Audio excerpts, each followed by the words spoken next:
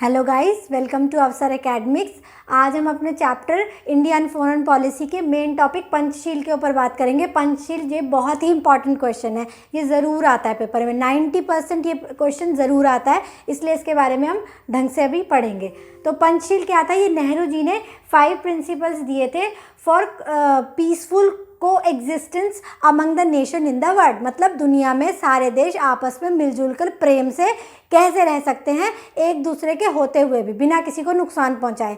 तो ये 5 प्रिंसिपल जो हैं वो नेहरू जी ने दिए थे, जो कि हमारी फॉरेन पॉलिसी का भी मेन पार्ट रहे। मतलब जब हमारी फॉरेन पॉलिसी बनाई जा रही थी तो पंचशील के इन प्रिंसिपल्स को ध्यान में रखकर जो है वो फॉरेन पॉलिसी को बनाया गया था, क्योंकि नेहरू जी का उसमें मेन रोल रहा ही था, ये मैंने आपको बताया था। तो वो पंचशील के मेन प्रिंसिपल्स क्या थे?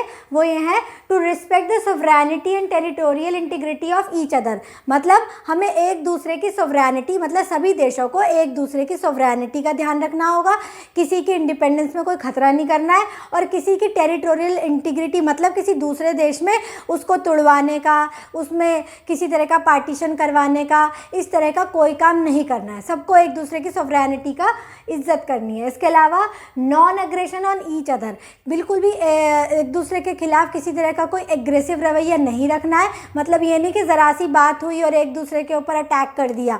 जो भी अगर प्रॉब्लम होती भी है तो उनको आपस में बातचीत करके सुलझाने की कोशिश की जानी चाहिए, ऐसा कहना था उनका। इसके अलावा non interference in each others internal affair, मतलब कि एक दूसरे के देशों के जो इंटरनल अफेयर है, मतलब सबके देशों में कुछ ना कुछ प्रॉब्लम होती है। किसी के देश में कोई लड़ाई चल रही होती है, कोई रिलीजन के मारे, कोई इकोनॉमिक कारण होता है, कोई सिविल वार हो रही होती है।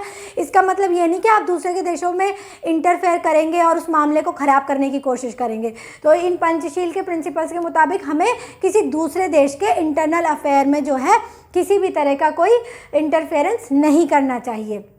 इसके अलावा पीसफुल सेटलमेंट ऑफ डिस्प्यूट्स, मतलब अगर आपस में किन्हीं दो नेबरिंग कंट्रीज़ के या किसी और कंट्री के साथ किसी तरह का कोई डिस्प्यूट हो जाता है, मान लीजिए बॉर्डर को लेके डिस्प्यूट हो गया, किसी रिवर के वाटर को लेके डिस्प्यूट हो गया है, या किसी और कारण का डिस्प्यूट हो गया है, तो आप ये नहीं कि सीधा टैंक लेके और जेट्स लेके चढ़ाई कर देंगे। इसके लिए आपको क्या होना चाहिए? आपस में बैठ के बातचीत करके उसको सुलझाने की कोशिश करनी चाहिए। इसके अलावा टू प्रमोट वर्ल्ड पीस, मतलब सारी दुनिया में शांति को बनाए रखना बहुत ज़्यादा ज़रूरी है। उसको प्रमोशन करने के लिए कोशिश की जानी चाहिए। जब सारे देश मिलकर कोशिश करेंगे तभी दुनिया में शांति रह पाएगी। तो ये इन पंचशील के प्रिंसिपल्स 5 मेन प्रिंसिपल थे जो हमारे फॉरेन पॉलिसी में भी रिफ्लेक्ट होते हैं। अब ये जो 5 प्रिंसिपल नेहरू जी ने बताए थे, तो ये सबसे पहले किसने इनको एक्सेप्ट किया था? सबसे पहले एक्सेप्ट किया था चाइना के जो प्रेसिडेंट थे, चाओ एनलाई। तो सबसे पहले ये आदमी थे जिन्होंने कि इन पंचशील के सिद्धांत को एक्सेप्ट किया था।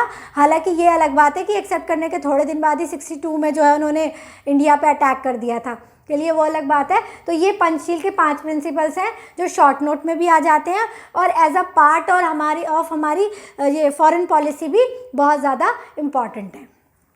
तो आई थिंक आपको समझ में आ गया होगा। अगर कुछ समझ में नहीं आया तो आप कमेंट सेक्शन में क्वेश्चन कर सकते हैं। Thank you very much.